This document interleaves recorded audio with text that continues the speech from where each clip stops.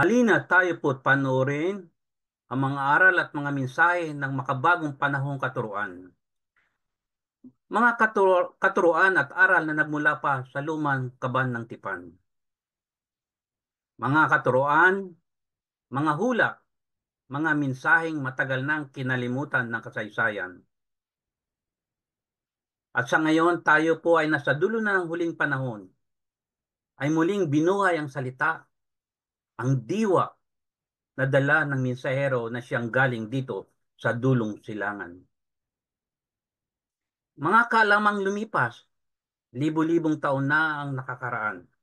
At ngayon ay muli matutunghayan, dala ng mga mensaheng ating pag-aaralan.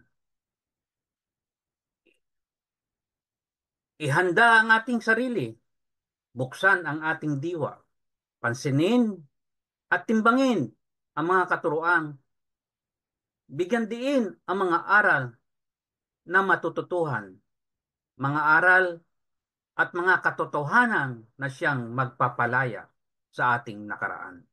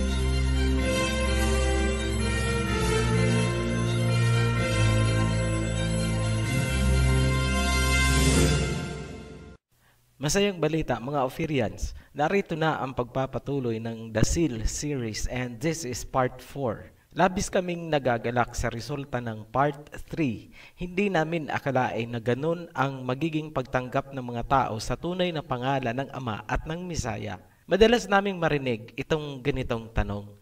Gusto naming sumunod sa pagsamba sa tunay na pangalan. Paano ba kami magsisimula?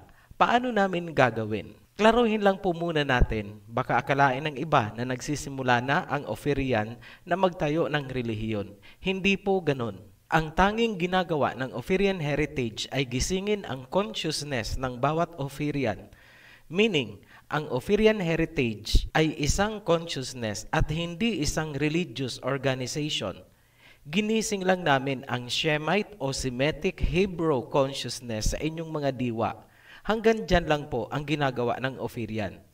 Ang direksyon ng consciousness na iminumulat natin ay isang napapanahong spiritual awakening na maghahatid sa inyo upang tanggapin ang marka ng totoong may likha na sinasamba ng ating mga ninunong Hebrews. Yan sina Eber, paakyat kay Shem na anak ni Noah. May critical kaming tanong sa inyo. Pag-isipan niyong mabuti ito. Sapat na ba na alam nyo ang tunay na pangalan at ito na ang inyong tinatawag sa pagdarasal? Ang sagot namin ay isang napakalakas na hindi. Hindi po sapat na alam ninyo ang pangalan at doon na kayo nagdarasal. Alam din namin, maraming religions at sekta ang mapipilitang tangkilikin ang banal na pangalan para hindi mag-alisan ang kanilang mga members. Ngunit, hindi pa rin nila bibitawan ang Babylonian worship nila. Dahil dyan, dito sila lalagpak. Matthew chapter 7 verse 22 hanggang 23. Many will say to me in that day, Messiah Yahawashai, have we not prophesied in thy name? And in thy name have cast out devils? And in thy name done many wonderful works? And then will I profess unto them, I never knew you. Depart from me, ye that work iniquity. Ibig sabihin, hindi lahat ng tumatawag sa pangalan or kahit nagpapalayas ng demonyo at nakakagawa ng mga milagro ay makakaligtas. Depart from me, lumayo kayo sa akin. Tandaan nyo rin ang sinabi sa Matthew chapter 22 verse 14. Many are called, but few are chosen. Marami ang tinawag, pero kunti lang ang pinili. Ano ang malinaw na inilalarawan? Hindi sapat na alam mo at ginagamit mo ang pangalan. Kailangan mo maging sealed ng name sa iyong forehead. Ngayon, pag-usapan natin ang marka o seal. Ayon sa Revelation chapter 14 verse 1, imamarka sa forehead ng kanyang mga pinili ang pangalan ng Ama at ng Anak. Symbolic po ang forehead, meaning isipan o diwa. Sa English, consciousness. To get the mark, may dalawang aksyon kang dapat gawin. Una, talikuran mo at alisin sa isipan ang nakagisnang Babylonian worship. Come out of her, my people. Revelation chapter 18 verse 4. Umalis ka, lumabas ka. Hindi pwedeng tatanggapin mo ang pangalan, pero nariyan ka pa rin sa loob ng Babylonian organization. Get out, lumabas ka, umalis ka. You cannot serve two masters. Matthew chapter 6 verse 24. Kapag nagawa mo nang umalis, repent. Pagsisihan mo ang mga nagawa mong kasalanan noong ikaw ay nasa loob pa ng Babylonian worship. Then, submit yourself to baptism. Magpabautismo ka sa pangalan ng Ama at ng Anak at huwag na huwag kang babalik sa Babylonian worship. Napakalaking kasalanan ang matapos mong tanggapin ang katotohanan ay tatalikuran mo at ikaw ay babalik sa Babylonian system. Pag-usapan natin ang baptism. Nais naming linawin na ang baptism ay hindi pagbibigay ng pangalan. Kalimutan nyo na ang Babylonian doctrine na yan. Ang bautismo ay isang banal na pakikipagtipan or commitment sa may likha at hindi sa isang relihiyon o sekta. Sa madaling salita, nagpapamember ka sa isang higher spiritual consciousness at hindi sa worldly religions or anumang organisasyon. Ngayon, ano ang baptism? Basahin natin sa Romans chapter 6 verse 4. We were therefore buried with him through baptism into death in order that just as Yahushua was raised from the dead through the glory of the Father, we too may live a new life. Sa pamamagitan ng bautismo, tayo ay ililibing gaya ng Mesaya na namatay para tayo ay tubusin. At tayo ay babangon mula sa tubig gaya ng pagbangon ng Mesaya mula sa kamatayan. Baptism ang first step sa plan of salvation. Kanino tayo nakikipagkasundo at umaanib sa pamamagitan ng baptism? Ephesians chapter 4 verse 4 hanggang 6. There is one body and one spirit, just as you were called to one hope when you were called. One Yahweh, one faith, one baptism, one almighty creator of all, who is over all and through all and in all. Umaanib tayo sa iisang katawan, isang spirit, isang paniniwala, isang binyag sa pangalan ng isang may likha. Ang pagpapabinyag ay isang pagpapasakop hindi sa isang relihiyon kundi sa iisang katawan, isang espiritu ng Aba Yahweh. Yan ang Hebrew-Ophirian consciousness.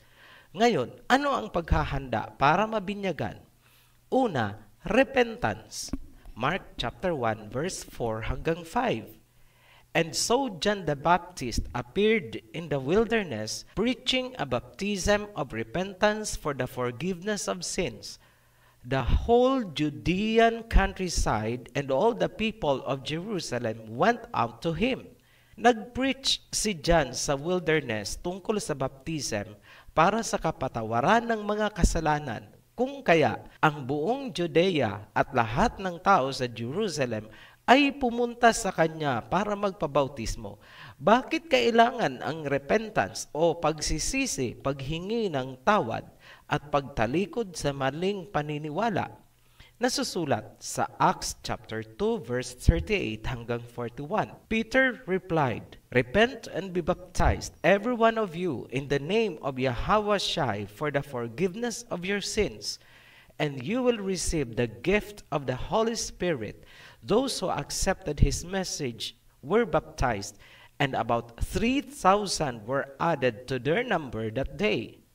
Sinabi ni Peter na kailangan munang magsisi sa kasalanan, magpabaptize upang tanggapin ang gift of the Holy Spirit. Klarado na kailangan munang magpabaptize, kailangan ang cleansing para tayo ay makatanggap ng gift of the Holy Spirit. Ngayon, sino ang authorized magsagawa ng baptism? Pastor lang ba? Ministro lang ba? Ano ang sinasabi ng Messiah? Talasan niyo po ang pangunawa sa babasahin naming talata. Matthew chapter 28 verse 17 hanggang 20. When they saw him, they worshipped him, but some doubted. Then the Messiah, Yahweh Shai, came to them and said, "All authority in heaven and on earth has been given to me. Therefore, go and make disciples of all nations, baptizing them in the name of the Father and of the Son and of the Holy Spirit." Pansining mabuti na ang authority na magsagawa ng baptism ay ibinigay ng Messiah sa mga tao mismo. Hindi sinabi sa mga ordinadong pastor o ministro, kundi sa mga tao. Ngayon, titigang mabuti ang context or sitwasyon sa Acts kung saan tumutugba ang sinabi ng Messiah. Lawakan ang pangunawa. Acts chapter 2 verse 38 hanggang 41. Peter replied, "Repent and be baptized, every one of you, in the name of Yahweh Shai for the forgiveness of your sins, and you will receive the gift of the Holy Spirit." Those who accepted his message were baptized, and about 3,000 were added to their number that day. Paano nabautismohan ni Peter ang 3,000 katao sa maghapon? Ipagpalagay nating 10 hours niyang gagawin. Mag-compute. Kailangang mabautismohan ni Peter ang 300 katao kada oras. 5 katao kada minuto. Walang tigil, walang kain, walang pahinga. Kaya bang gawin yon ni Peter kung hindi siya tinulungan ng crowd? Hindi. Dahil sa authority ng Messiah na ibinigay sa mga tao, sila mismo ang nagbautismo sa mga kasamahan nila. Malamang, supervision na lang si Peter. Kumbaga, ganito ang nangyari. Bautismuhan mo ako, babautismuhan din kita. Yung mga nabautismuhan naman ang magbabautismo sa mga nakapila. Kaya natapos ang 3,000 persons sa isang araw. Naaayon ba sa Biblia ang interpretation? Yes. Ngayon, ito ang malaking katanungan. Ang sabi ng Messiah ay binyagan nyo sila sa pangalan ng Ama at ng Anak at ng Espiritu. Alam na natin ang pangalan ng Ama at ng Anak. Ngunit, hindi nahayag ang pangalan ng Espiritu. Paano ang pagbibinyag? Marami ang nagsasabi na ang pangalan daw ng Holy Spirit ay Ruach HaKodesh. We beg to disagree. Hindi po tayo sang-ayon dyan. Ang Ruach HaKodesh ay hindi pangalan kundi title. Ang Ruach ay translated as spirit, breath, or air, or wind. At sa Greek naman ay pneuma. Ang meaning naman ng Kodesh ay holy. Adjective po yan. Kaya kung akala nyo na ang salitang Ruach HaKodesh ay pangalan ng Holy Spirit, mali po. Parang tinagalog mo lang ang salitang Holy Spirit at sinabi mong banal na espiritu. Ganyan lang po ang Ruach HaKodesh. Ang totoo, walang nakakaalam kung ano ang pangalan ng Holy Spirit. Hindi po yan revealed. Kung may nakakaalam niyan, walang iba kundi ang Messiah dahil siya ang magsasagawa ng final baptism by fire and spirit. Pakinggan po ulit natin ang sinabi ni John the Baptist. Luke chapter 3 verse 16. John answered them all, I baptize you with water, but one who is more powerful than I will come, the straps of whose sandals I am not worthy to untie. He will baptize you with the Holy Spirit and fire. Sinabi ni John na ang baptism niya ay sa tubig lamang. Ngunit merong magkukumpleto ng bautismo sa pamamagitan ng apoy at espiritu. Tinutukoy niya ang Mesaya. Ngayon, ano ba talaga ang nangyayari sa oras na nag-invoke tayo ng pangalan ng Ama at ng Mesaya sa oras ng bautismo? Matthew chapter 18 verse 20. For where 2 or 3 gather in my name, there am I with them. Kung saan ang 2 o 3 ay nag-iipon sa pangalan ko, naririyan ako. At the very moment na sambitin ang mga katagang, I baptize you into the name of Abba Yahweh, Messiah Yahweh Shai, and the Holy Spirit, na andyan ang Messiah hovering among you at the very moment of baptism. Kukumplituhin ng Messiah ang ginawa niyong water baptism. Isusunod niya ang bautismo sa apoy at espiritu gaya ng sinabi ni John the Baptist. Ang baptism ay hindi biro-birong gawain. Yan ay oras kung saan bumubukas ang kalangitan tulad sa nangyari doon sa Misaya bilang foreshadow para bigyan tayo ng idea kung gaano ito kasagrado. Sa akto na inilubog ang katawan sa tubig, sinisimbolo ang paglilibing ng tao sa piling ng Misaya. At sa moment na iniahon ang katawan sa tubig, sinisimbolo ang muling pagkabuhay ng tao sa piling ng Mesaya. Ano ang procedure? Ito na po, ibibigay namin ang procedure.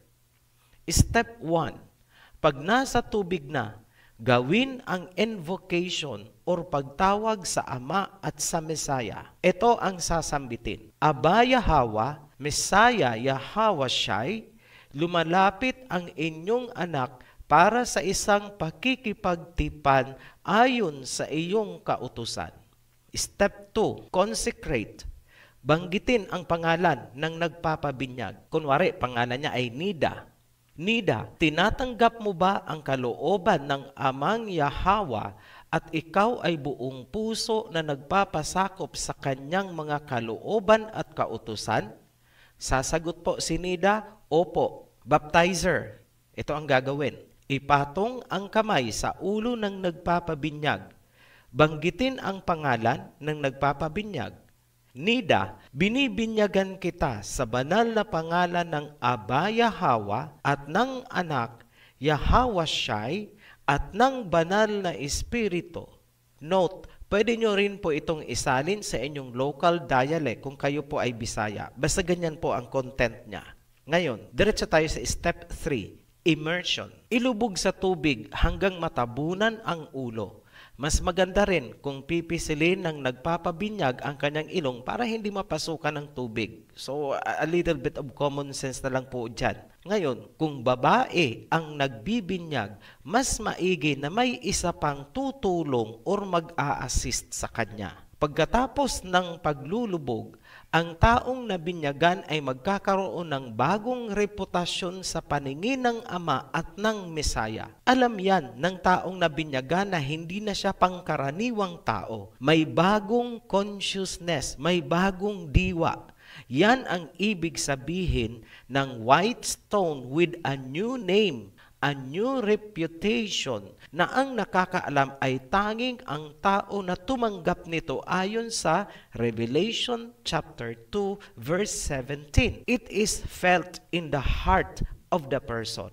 Ngayon, paalala, ang sino mang magpapabautismo ay maaaring dumaan sa pagsubok gaya ng pinagdaanan ng Mesaya pagkatapos ito mabautismuhan. Kung kaya, nagbilin si Peter, basahin ang Acts chapter 2 verse 38 hanggang 41. Nabasa na po natin ito kanina. Kunin lang namin ang nasa kalagitnaan, verse 40. With many other words, he warned them And he pleaded with them, "Save yourselves from this corrupt generation." Protektahan nyo ang sarili nyo na huwag maimpluwensyahan o matukso ng corrupt generation. Ano ang tinutukoy na corrupt generation?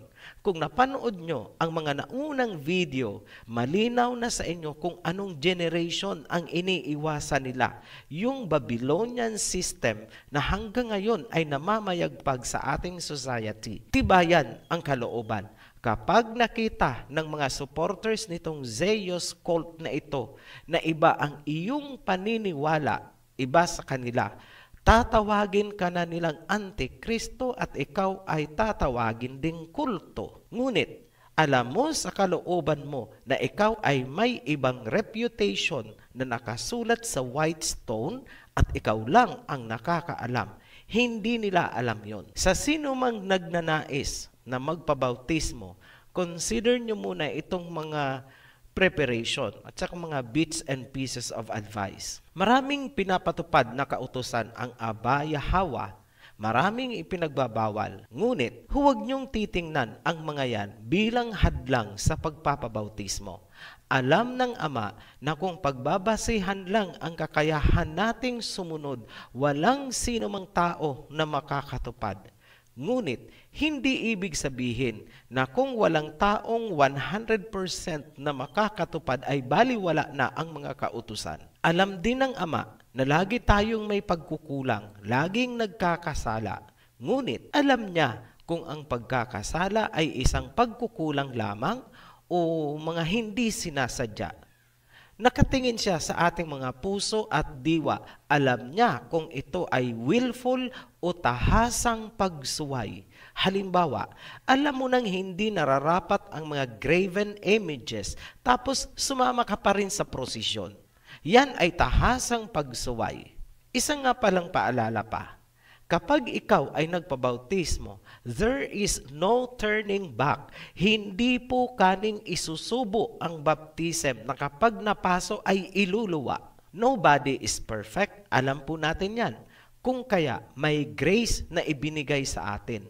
Ngunit tandaan na hindi covered ng grace ang mga sinasadyang paglabag sa kautusan. Maraming sekta ang sinisipa ang kautusan dahil saved by grace na daw sila. Ang kautusan daw ay ang love. Ngunit ang mga yan ay isang tahasang pagbaluktot sa tunay na nilalaman ng Biblia. Babylonian doctrine po yang iginigiit ninyo na ang kautusan ay love. Itong mga binanggit natin ay mga paunang paalala lamang. Tandaan, walang organisasyon at hindi relihiyon ang Ophirian heritage na magpapatupad niyan sa inyo at magbabantay sa inyo. Kayo mismo sa sarili nyo, it will be your own very own way of life, new lifestyle, new consciousness. Kung susundin nyo ang mga advisory namin, fine, good for you. Kung hindi nyo susundin, walang problema sa amin. Wala po kayong pananagutan sa amin. Wala rin kaming sanksyon na ibibigay sa inyo. Wala po tayong mga policy na ikaw ay ititiwalag dahil ang magsasagawa po niyan ay ang Ama. Hindi po ang sino mang tao. Kumbaga, advisory lang or messengerial ang papel na ginagampanan ngayon ng OHC. Ikaw at ang Ama at ang Misaya ang nakapirma sa kontrata. Ang oath-taking mo ang tinatawag nating bautismo. Parang ganyan ang sitwasyon. To cut it short, everything is between you and our Creator, Yahweh. Relasyon mo yan sa Ama at sa Misaya. Wala ding kukolekta sa iyo ng ikapo. Kung tutulong ka sa kapwa bilang charity, nasa iyo na yan. Kung gusto mo ring tulungan ang OHC, salamat din. Ngunit huwag mong ipapalagay na may obligasyon ka na sa amin dahil nagpabinyag ka na. Wala pong ganon. Isa pang payo. Paano nyo po protektahan ang inyong sarili sa mga persecution na pwedeng magsimula mismo sa sarili nyong pamilya at mga kaibigan? Ito ang payo namin. Panatilihin nyo munang lihim sa tagalabas ang inyong white stone. Huwag kang patitinag. Alam namin na darating ang panahon, dadami at dadami kayo. Magkakaroon ka ng mga bagong kaibigan na kauri mo ang reputasyong iniingatan. Mga kasamahan mo sa iisang consciousness or diwa. Manatili kayong intangible o invisible sa mata ng hindi nyo kapanalig. Naririyan kayo pero hindi nila kayo makikita.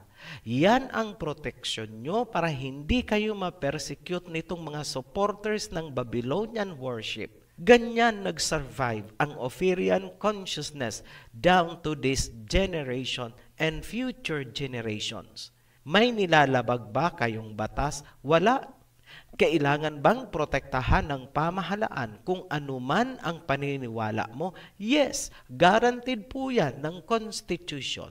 Manatili kayo bilang mga individual persons lamang na merong common consciousness.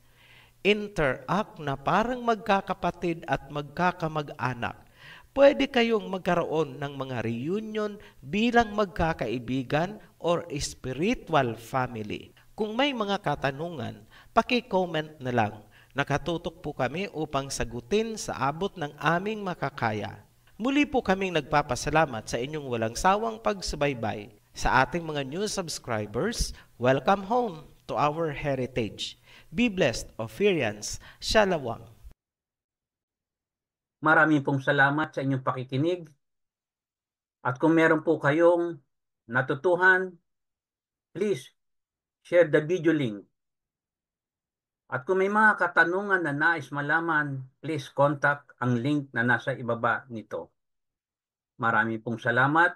Sa muli, humayo po tayo ng may kapayapaan.